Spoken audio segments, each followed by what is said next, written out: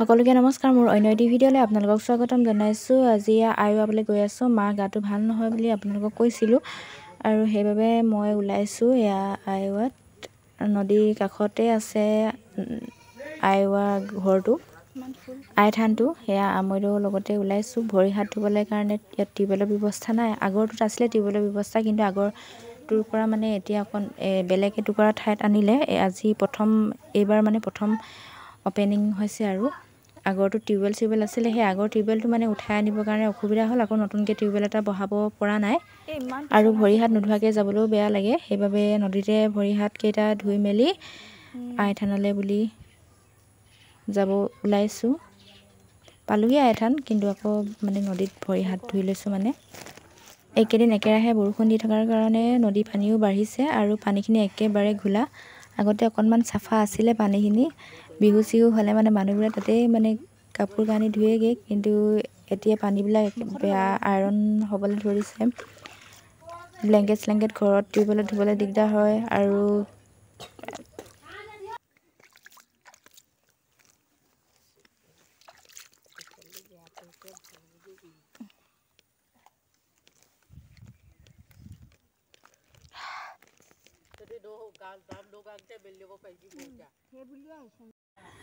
এইটো আই থানটো আপোনালোকক মই দেখুৱাই দিছোঁ।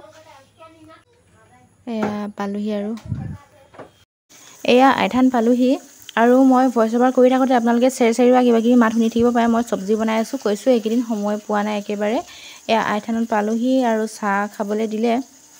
টোপোলাটো আগতে সজাই ল'লোঁ, সেইবোৰ ভিডিঅ' কৰা নহ'ল মোৰ। তাৰপিছত চাহ খাবলৈ মাতিলে বাহিৰত, আই থানৰ বাহিৰত। চাহ খাই মেলি আকৌ আই থানৰ ভিতৰত যাম নাম ল'ব। আপোনালোকক নাম শুনাম বাৰু। আৰু ইমান ধুনীয়াকৈ টোপোলাবিলাক সজোৱা হয় ফুলেৰে আই মাতৃক। আৰু নামবিলাক আপোনালোকক আগবঢ়াইছোঁ, আপোনালোকে চাব ভিডিঅ'টো শেষৰলৈকে।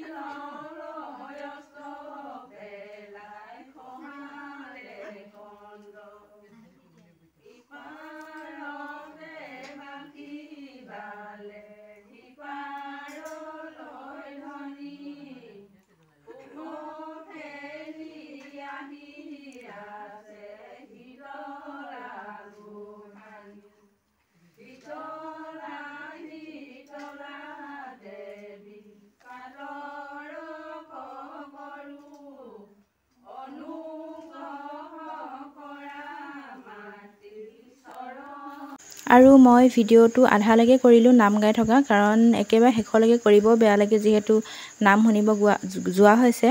এনেদৰে ভিডিঅ' কৰি থাকিবলৈ ভাল নালাগে।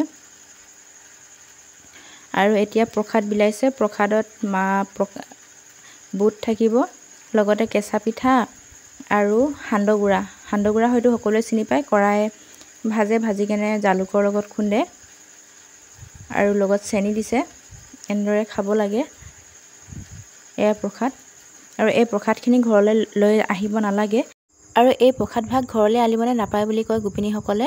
যিমানখিনি খায় সেইখিনি খাই মেলি তাতে পেলাই দিব লাগে। এইটো নিয়ম আৰু। কিন্তু পাণ তামোল কেইযোৰ ঘৰলৈ আনিব লাগে। আৰু আনিছোঁ, আজিলৈ আহিছোঁ।